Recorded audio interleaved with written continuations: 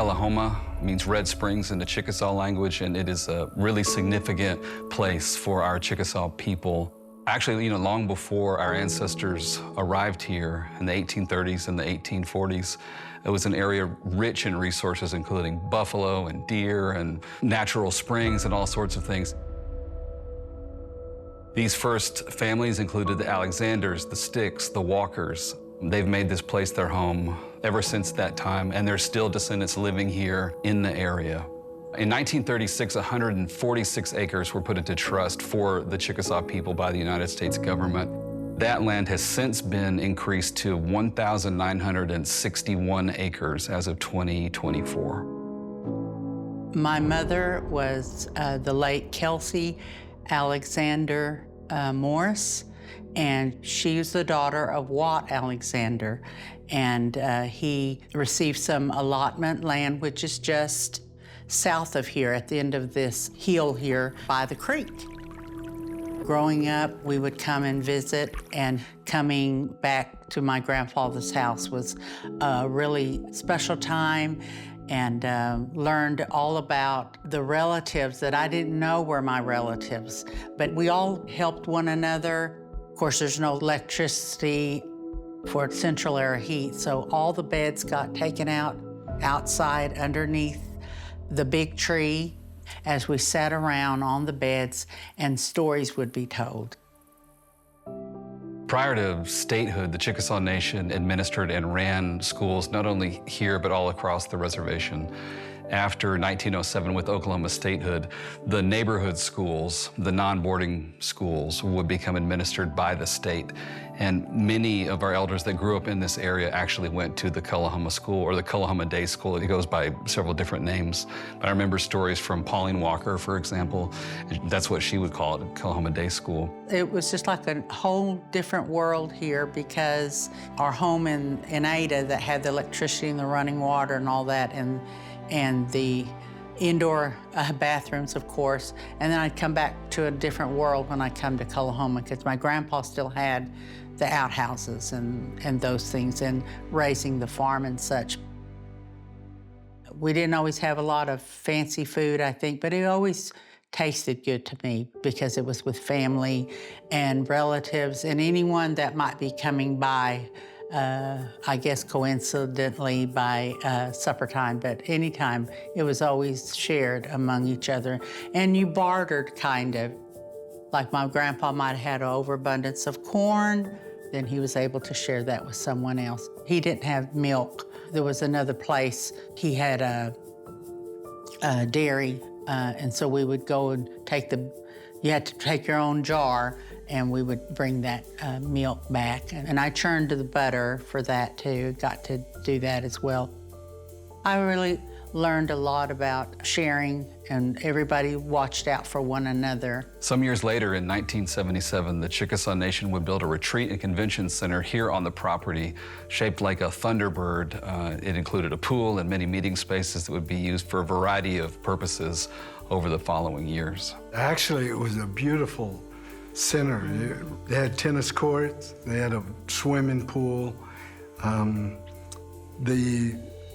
I guess the wingspan went out, and there was I remember a large window that overseed the hill there, and it was really beautiful. The Chickasaw Nation was very brand new to any type of buildings that belonged to the Chickasaw Nation. And this was something that we were very, very proud of, to have a place like this at that time. The original families that moved to this area brought with them their traditional religion, which is a grounds-based ceremonial dance religion, and they continued this well into the 20th century. There were ceremonial grounds all across the Chickasaw Nation, active ceremonial grounds, well into the 1930s.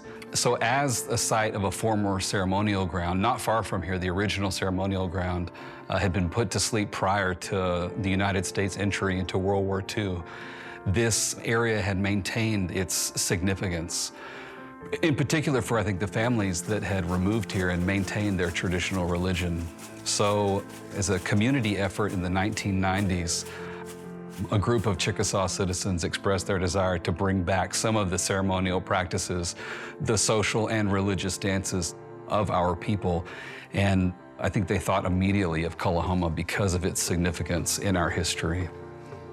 So specific to Kullihoma, just like many other large traditional communities within the Chickasaw Nation, the ceremonial ground was the heart of the community. In the case of Kullihoma, it wasn't until 1938 with the death of John O. Alexander, who was a prominent Indian doctor in the area and the leader of the ceremonial grounds here, that the ceremonial ground was put to sleep in part.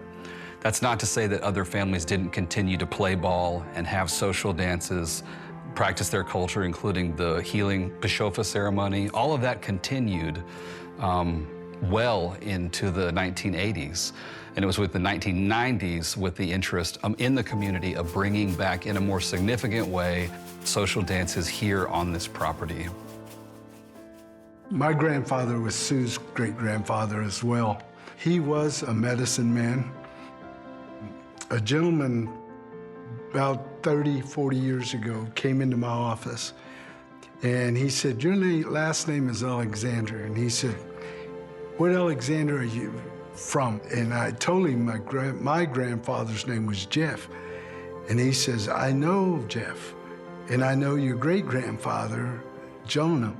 He said, "When I was a child, Jonah used to have dances," and he said they were a Pishofa dance where he would draw a circle, and no one could go inside that circle. And that's what that dance was for, but he led many, many dances. In the early 1990s, 1991, 1992, this interest in returning, in particular to traditions including dance and ball play, really came together with the founding of the Chickasaw Dance Troupe. Moving forward about a decade or so, the early 2000s, the property as you see it now, these buildings were constructed. The council house, the corn crib, the winter house, the summer house, the ceremonial ground itself with the arbors and so forth. Those things were a direct result of this interest among our citizens of returning to these traditions that in many cases they had never experienced before. I truly believe that's why we gather here. We continue to keep our social dances and keep them live and well. The brush arbors set up and different people would come and demonstrate their cultural arts. And I like to do make and take basketry and talk about what our ancestors did to create basketry, going out into the woods and getting the material. Of course, there's lots of eating and fellowship, and I thought that was a lot of fun. And a lot of people, you know, we got a lot of city folks, is what I call. I still say I live in the city, but my heart still is country. But this whole grounds would be filled with tents, because people, you know, we don't have a place for hotels and such. So they would just rough it, put up their tent, and spend the night. You felt safe here. And this is a significant place for any Chickasaw. People who've come from far and wide will tell you that it's meaningful to have a place where we can do Chikasha Itafama and all the things that really bring us together as people, you know, who we are. I can't help but think about, you know, prior to removal, like the green corn ceremony that would bring every Chickasaw from the entire nation back to the mother town for the rekindling of that sacred fire. And in many ways, that's what Kullihoma is for us today. We used to come church here. They had the down the hill, and we would. That's all we sang when we came. We even prayed in Chickasaw, and them days, everybody. That's all they taught. You know, you go visit somebody, or even have a church. Well, everybody on the church ground was talking in Chickasaw. Ho pakikasun itana likat Kullihoma. Yamad hataglawod shamanatuk yama. And walkers yamakut uchifu yamakut in Chukachafa ogia I chiputasliet yamakuga esha. And my mother would cook, and she was talking about wild onions. We would just go We had wall hangings here at Kullihoma. And we'd say, we'd be playing ball and we'd say, time out, let's go get some onions. In my stories, I think about Adam, my uncle. He always says this place has got spirits and things in it, Kullihoma. When we talk about Kullihoma, I think a couple of things come to mind. One would be the persistence of a people. The literal descendants of the first people that were moved on this land are still here.